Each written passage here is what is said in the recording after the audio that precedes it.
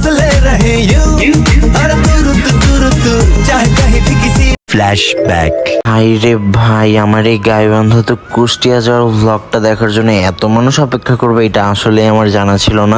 আসসালামু আলাইকুম, this is me Atif Hasan from গাইবান্ধার বদ্দা ফেসবুক পেজ থেকে আবার একটি নতুন ভিডিও নিয়ে চলে এসেছি। তো আশা করতেছি আপনারা সবাই ভালো আছেন। আমি আলহামদুলিল্লাহ আপনাদের দোয়া এবং ভালোবাসা অনেক ভালো আছি। এই হইতেছে গিয়ে আপনাদের সেই বহু অনাকাঙ্ক্ষিত ব্লগ, মানে এটার জন্য এত বেশি ওয়েট করছেন আপনারা যেটা আসলে বলার বাহিরে। যাই হোক, এর আগের দিন আমি বাসা থেকে কেমনে এখানে আসছি এটা ব্লগটা আপনারা আতিফ হাসান ব্লগস পেজে দেখিয়ে ফেলেছেন, আর যারা যারা এখনো দেখেননি তারা সবাই হইতেছে কি ওই পেজে যে দেখে আসবে। যাই হোক ভাই, আমরা আসলে ঘুম থেকে উঠতে লেট করে ফেলছি আর সকালে গাড়ি চলে আসছে, এই জন্য হচ্ছে গিয়ে আমরা নাস্তা না করেই বের হয়ে পড়ছিলাম।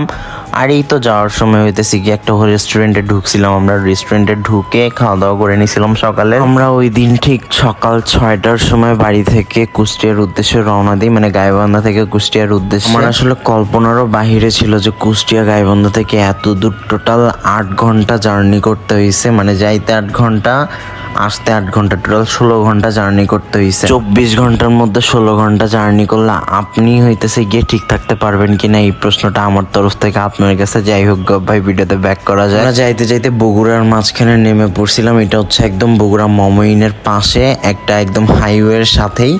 এইখানে হইতেছে গিয়ে আমাদের গাড়িতে গ্যাস এবং তেল এইগুলো ভরানোর জন্য আমরা নেমে পড়ছিলাম। তো যাই হোক, তখন মেবি বাজে সকাল কয়টা 8টার মতো বাজে, মানে অলরেডি 2 ঘন্টা পার করে আমরা চলে আসছি। দেখেন আমার কানে হেডফোন, মানে আমি গান শুনতেছিলাম। ভাইরে ভাই, ওই দিন এত পরিমাণে গরম, আর রিসেন্টলি এত বেশি গরম পড়ে গেছে যেটা আসলে বলার বাহিরে, মানে খুবই গরম পড়ে গেছে আশপাশে। আর এই গরমের মধ্যে যে কেমনে কেমনে গেছে আর কেমনে কেমনে আসছে, এখন জাস্ট আমার ভাবলেই ওয়াও ভাই, আমি একদম পুরো মুক্তিযুদ্ধের যোদ্ধা হয়ে গেছি এই গরমের সঙ্গে ফাইট করতে করতে। আর যাই হোক ভাই, আমরা হইতেছে ওইখানে একটু রেস্ট নিয়ে তারপর বের হয়ে গেছি। আর এটা হইতেছে কই বলেন তো, এটা হচ্ছে গিয়ে নাটোরের চরণ বিল। বাংলাদেশের সব থেকে বৃহত্তম এবং বড় বিল হচ্ছে এই নাটোরের চরণ বিল। আর এই বিলটা কিন্তু অনেক বেশি সুন্দর ছিল। আপনাদের কাছে কেমন লাগছে অবশ্যই বলতে ভুলবেন না। আর নাটোর থেকে ভিডিওটা কে কে দেখতেছেন এটা অবশ্যই কমেন্ট করে জানিতে ভুলবেন না। আর এই চরণ বিলে কে কে গেছিলেন বলেন তো একটু আমাদেরকে। যাই হোক, আমি এখানে ম্যাপ বের করে দেখতেছিলাম যে হইতেছে গিয়ে কুষ্টিয়া আরো কত দূর, আর আমরা এখন বর্তমানে কোথায় আছি। তো ভাই দেখে তো আমার পুরা হতাশ হয়ে গেছে যে আরও মনে হয় প্রায় 6-7 ঘন্টা জার্নি করতে হবে, মানে কি যে একটা অবস্থা বলেন তো। আর এই যে গোল চত্বরটা, এটা কোন জায়গায় কে কে বলতে পারবেন একটু কমেন্টে জানাইন, বুঝছেন। আর যাই হোক, এই তো ওয়েদার উপভোগ করতে করতে আমরা চলে যাইতেছিলাম। এর মাঝে দেখি একটা গাড়ি এরকম উল্টাই গেছে। এখানে সবগুলো একদম তামাক পাতা লোড করা ছিল, ওভারলোড। আর এখানে কিভাবে কি হয়েছে নিজেরাও জানি না, বাট এটা শুনলাম সকালের দিকে হয়েছে। আর এটা হওয়ার কারণে রাস্তার মধ্যে একটু জ্যাম লেগে গেছে, মানে একটু না, মোটামুটি ওই জায়গাটাতে ভালোই জ্যাম ছিল কি ভাই। এইখানে হইতেছে গিয়ে জ্যাম দেখতে দেখতে পরে আমরা এখান থেকে পার হয়ে আসি। আর আমাদের পুরো রাস্তার মধ্যে জাস্ট এইটুকু রাস্তার মধ্যেই সব থেকে বেশি জ্যাম ছিল। এখানে অনেকক্ষণ টাইম লেট হয়ে গেছে আমাদের। এর ভিডিওটা আমি যদি টোটাল ফুলভাবে ডিটেলসে দিতাম তাহলে 19-20 মিনিটের উপরে হয়ে যেত, যেখানে হইতেছে আপনারা কখনোই দেখতেন না। সো আমি চেষ্টা করছি যতটুকু ছোট করা যায় ততটুকু ছোট করার জন্য। আর যাই হোক, আশা করি পুরো ভিডিওটার মনোযোগ সহকারে আপনারা দেখবেন। এইটা হইতেছে গিয়ে পাবনা ঈশ্বরদী পারমাণবিক বিদ্যুৎ কেন্দ্রের এইখানে রূপনগরে। আর এই রূপনগর নিয়ে ডিটেলস একটা ভ্লগ আমি আপলোড করে দিব ইনশাল্লাহ। এই জন্য এখানে আমি কোনো কিছু বলতেছি না এই জায়গাটা নিয়ে। তো এখানে আমি এটাই বলতেছিলাম, এটাই হইতেছে গিয়ে সেই শহর, সেই জায়গা যেখানে একটা বালিশের মূল্য 22 লক্ষ টাকা ছিল।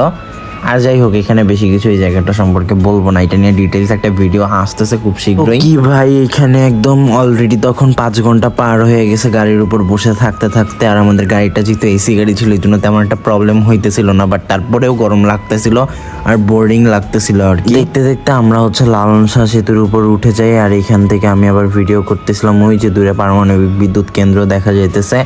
আর এটা আমরা একটু অন্য সাইড দিয়ে যাইতেছিলাম যাতে তাড়াতাড়ি যাওয়া যায়। তো এইখানে আমরা হচ্ছে গিয়ে যে এই রাস্তাটা দেখলাম না, নদীর দুই ধারে দুইটা, ওইটা হইতেছে গিয়ে নদীর এই পাশটা হচ্ছে গিয়ে বাংলাদেশ, ওই পাশটা হচ্ছে গিয়ে ইন্ডিয়া। তো যাই হোক, দেখতে দেখতে আমরা ফাইনালি 8 ঘন্টা 8.5 ঘন্টা জার্নির পর বাসায় এসে পৌঁছাইছি। বাহিরে ওই দিন এত পরিমাণে গরম ছিল, তো পরবর্তীতে আমরা বললাম যে বাহিরে যাব না, বাহিরে খুব বেশি গরম লাগতেছিল, আমাদেরকে ভিতরে খাইতে দেওয়ার জন্য। দ্যাটস ওয়াই আমাদেরকে পরে ভিতরে খাইতে দেয়।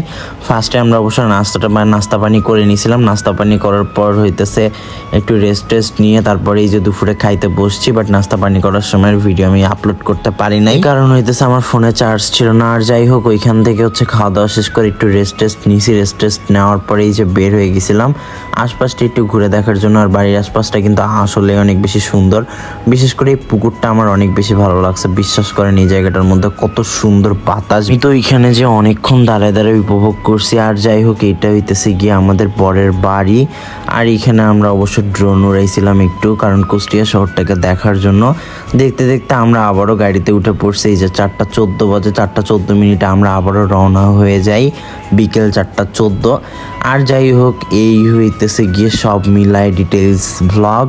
আমি আরও বড় করতে চাইছিলাম, বাট পরে ভাবলাম যে আরও বেশি বড় করলে আপনারা হইতেছে ভ্লগ দেখবেন না, এই জন্য হইতেছে এই বেশি লং করি নাই। ভিডিওটা অনেক বেশি হচ্ছে শর্ট করার চেষ্টা করছি। মানে জার্নি ছিল 18 ঘন্টা, 18.5 ঘন্টার। আর 18.5 ঘন্টার জার্নি ভ্লগ আমি মাত্র 6 মিনিট 51 সেকেন্ডে শেষ করে দিলাম। দিনটা আসলে আমার জন্য অনেক বেশি স্পেশাল একটা দিন ছিল। আর আসলে এটা কখনো ভুলতে পারবো না, এগুলো সব একদম মেমোরি হয়ে থাকবে আমার। কি বলবো, এখানে ইনশাল্লাহ আবারও কখনো আসবো। আর এবার আসলে কয়েকদিন স্টে করবো এখানে। আর আমরা কুষ্টিয়াতে মূলত গিয়েছিলাম হইতেছি কি আমাদের আত্মীয়ের বাড়িতে বউ ভাতে বউ আনার জন্য। সো যাই হোক, আমরা বড় বউকে গাড়িতে করে বেঁধে নিয়ে এই যে চলে যাইতেছে বাড়ির উদ্দেশ্যে। আর এই যে দেখতে দেখতে ফাইনাল চলে আসছে। আর আসার পর দেখেন আমার অবস্থা, আমার একদম আর শরীর চলতেছিল না। একটানা একদিনে 18-19 ঘন্টা জার্নি করার পর আমি একদম এক্কেরে শেষ হয়ে গেছি ভাই। আজকের ভিডিওটা আপনাদের সবার কেমন লাগলো এটা অবশ্যই কমেন্ট করে জানাতে ভুলবেন না। আর যাই হোক, নিয়ে দেখা হচ্ছে নতুন কোনো ভ্লগে। সে পর্যন্ত ভালো থাকবেন, সুস্থ থাকবেন। আল্লাহ হাফেজ, আসসালামু আলাইকুম এভরিওয়ান।